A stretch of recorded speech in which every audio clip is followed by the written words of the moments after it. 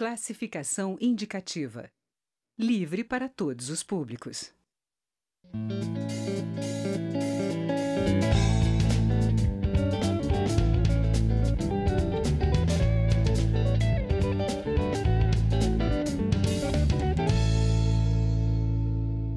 Olá! O motorista que insistir em pegar o volante depois de beber pode ser punido com mais rigor. Está pronto para votação pelo plenário da Câmara um projeto que aumenta as penas para quem for flagrado dirigindo sob efeito de álcool ou drogas. O deputado Hugo Leal, do PSB do Rio de Janeiro, é o relator do projeto na Comissão de Viação e Transportes, que acaba de aprovar o texto. Ele conversa sobre o tema aqui no Palavra Aberta. Eu sou Daniela André e este é um programa da Rádio Câmara e da TV Câmara. Deputado, bem-vindo ao Palavra Aberta. Obrigado, Daniela. Deputado, quando a gente fala de álcool e direção, sempre tem uma reação das pessoas de apoio a aumento da punição, mas ao mesmo tempo uma dificuldade em restringir o uso do álcool. A gente vê aí em festas ou locais públicos as pessoas ainda aceitando culturalmente a questão de beber um copo, pode e tal. O senhor acha que um rigor na punição pode mudar um pouco também essa cultura? Na realidade, Daniela, a gente tem que separar, e o nosso telespectador, nosso ouvinte vai entender, tem que separar a conduta do que dirige sob efeito de álcool das ocorrências, dos acidentes, ou o que chama de homicídios do trânsito. Então, às vezes a pessoa pode ter está conduzindo sob efeito de álcool ou com alguma quantidade de álcool e não produzir nenhum acidente. Isso é uma conduta. Então, nós temos que separar essa conduta, punir essa conduta exemplarmente também, com a carteira, com multa.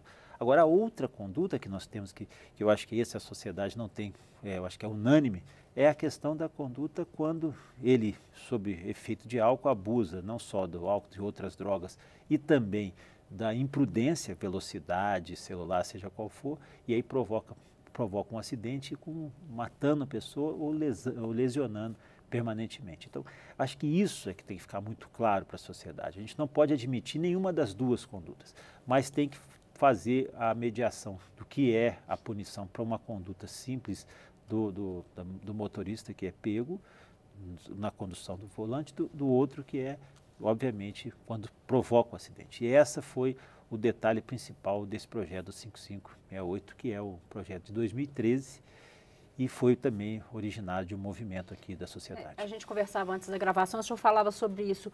Como que foi essa interação do movimento com a Câmara? Como que os senhores receberam essa proposta?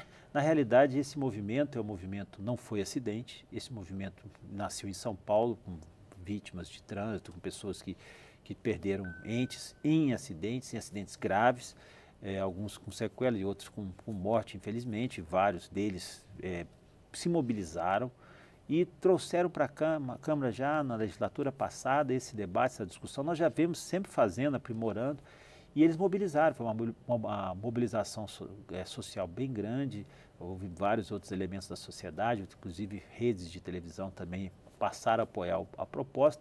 Ela iniciou a tramitação aqui, ela já tramitou na Câmara, ela foi aprovada na Câmara, isso, se não me engano, no ano passado, e eu também fui o relator, só que a gente tinha feito uma mudança, ele foi ao Senado, o Senado fez uma outra modificação e está retornando para a Câmara. Então, nós estamos apreciando aqui somente as emendas do Senado. Ao aprovar na Câmara, acolhendo as emendas do Senado, esse projeto já pode ir para a sanção. Então, essa tramitação aqui não foi uma tramitação simples, é um debate muito intenso exatamente por causa da visão das pessoas, como se o aumento de penas somente fosse resolver o problema da criminalidade ou de uma situação como essa. Mas neste caso especificamente tem justificativa. E a justificativa é exatamente essa. Nós temos que dar um basta nessa circunstância, às vezes nós somos condescendentes com o crime quando acontece no trânsito, porque a gente sempre acha que é um acidente. E na maioria das vezes, quando tem outros fatores, não é acidente, por isso o movimento ficou conhecido, não foi acidente, e esse trabalho aqui na casa também agora ficou muito mais em destaque, separar essa conduta homicida, né, ou aqueles que produzem esse resultado, com uma penalidade, com um apenamento maior. Como que vai mudar, deputado? Como que é hoje tratado o motorista que dirigiu embriagado ou sob o efeito de drogas, provocou um acidente? O que é com uma morte? O que ocorreria hoje? O que vai ocorrer se o projeto for aprovado? Nós temos dois casos. O caso de lesão, né? Não homicídio, uma lesão corporal culposa, ou seja, grave. Nós tínhamos anteriormente de 6 meses a 2 anos de detenção. 6 meses a 2 anos de detenção. A lesão passou de 2 anos a 5 anos de reclusão. Então, só isso, na lesão, por enquanto, já teve um aumento, e foi um aumento considerável, exatamente quando há essas qualificadoras, ou seja, quando há esse agravante de ser sob efeito de álcool. E no homicídio, nós tínhamos a previsão de 2 a 4 anos de detenção, de 2 a 4 anos de detenção, e foi modificado para 5 a 8 anos de reclusão. Então, você veja, passou de 2 a 4 de detenção para 5 a 8 de reclusão. Isso faz uma diferença grande também, repito, para aqueles casos onde há a constatação do agravamento da conduta porque o agente estava embriagado, a pessoa embriagada ou sob efeito de álcool.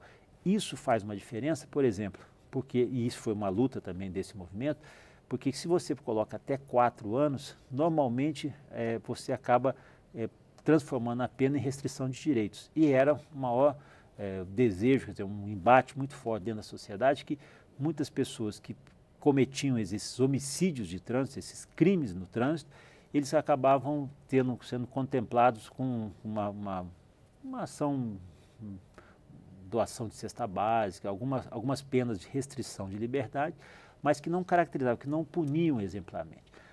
Na realidade, nós não desejamos só assim, que ele seja só privado da liberdade numa penitenciária, é que ele cumpra uma pena efetiva, que não possa toda qualquer circunstância dessa natureza, quando há o homicídio, que ele possa ser apenas contemplado com esse benefício da pena restritiva de direitos.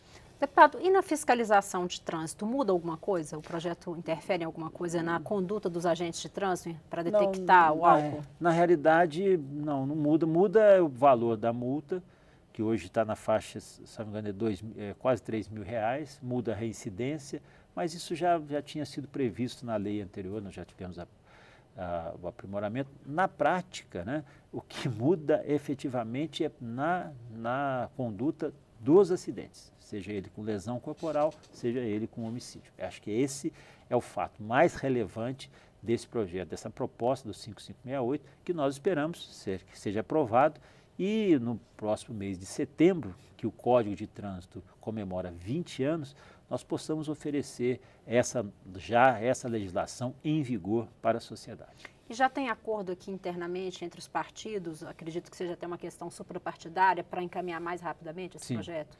Já existe um entendimento por parte, inclusive, do presidente Rodrigo Maia, no diálogo com as demais bancadas. Não tivemos nenhum tipo de dificuldade nesse enfrentamento. Imagino que, exatamente por já ter passado aqui na casa, né, já ter sido discutido, ter ido ao Senado, enfim, com essas emendas, que foram apenas 3, 2 já acolhidas e a outra rejeitada, esse texto tem todas as condições de ser aprovado e nós oferecemos algo que seja razoável, equilibrado e que possa efetivamente haver a punição para aquelas pessoas que insistem em beber e dirigir, obviamente produzindo esses efeitos que obviamente não são desejáveis. Deputado, obrigada pela participação.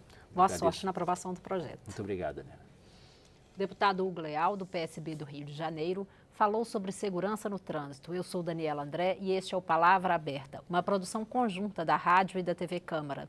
Você pode assistir a esta e outras edições também em nossa página na internet, câmara.leg.br/Palavra Aberta. Obrigada pela audiência e até o próximo programa.